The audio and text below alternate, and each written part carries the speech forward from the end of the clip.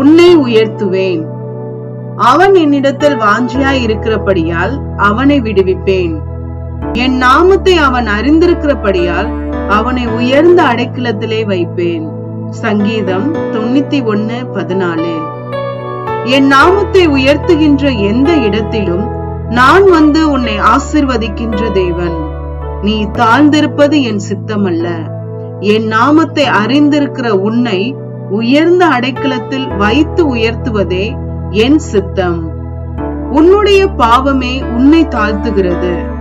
நான் கொடுக்கிற உயர்வு உன்னிடத்தில் வந்து சேர முடியாதபடிக்கு தடையை உண்டு பண்ணுகிறது.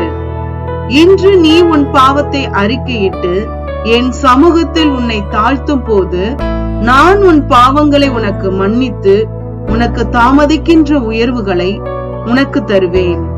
உன் முந்தின நிலைமையை காட்டிலும் இன்று நான் உன்னை மேன்மையாக வைத்திருக்கிறேன்.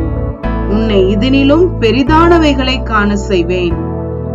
உன்னை காண்கிறவர்கள் என் கிருபையை உணரும்படி செய்வேன். உன் சத்துருக்களுக்கு முன்பாக சூழ்நிலைகளை ஏற்படுத்தி உன் தலையை எண்ணெயினால் அபிஷேகம் பண்ணுவேன். உன்னை பகைத்தவர்கள் உன்னிடத்தில் பட்சமாய் வருவார்கள்.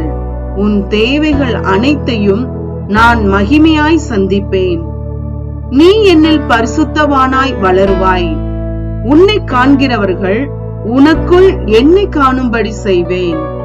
இந்த உயர்வு இந்த உலகத்தின் ராஜாக்களுக்கும் பணம் படைத்தவர்களுக்கும் கிடைக்காத உயர்வு.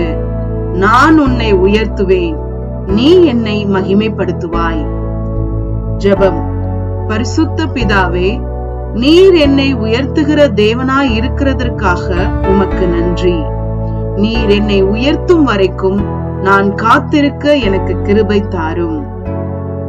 ஆமேன்.